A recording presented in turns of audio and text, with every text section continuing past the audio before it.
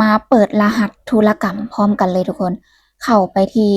โปรไฟล์เช่นเก่าเนาะทุกคนเนาะแล้วเลื่อนขึ้นไปเนาะมันจะเขียนว่ารหัสธุรกรรมเนาะให้เฮาเข้าเปิดเลยแล้วมันขึ้นมาในหน้าต่างแบบนี้เนาะตัวแรกแมนเฮาจะใส่เนาะใส่รหัสของ BX นั่นเนาะทุกคนเนาะรหัสที่เฮาสมัครผ่าน BX นั่นเนาะใส่แล้วให้เฮากดส่งเลยทุกคนกดส่งไปกดส่งไปแล้วเฮาเข้าไปที่ Gmail เนาะมันจะส่งรหัสเข้าไปทาง Gmail คล้ายๆกับรหัส 2FA เนาะคัดลอกเอารหัส6ตัวแล้วนำมาวางใส่เนาะควรจะเขียนว่ารหัสยืนยัน Gmail เนาะหลังจากนั้นเนาะให้เฮาตั้งรหัสธุรกรรมตัวนี้จะเป็นรหัสถอนเงินหรือว่า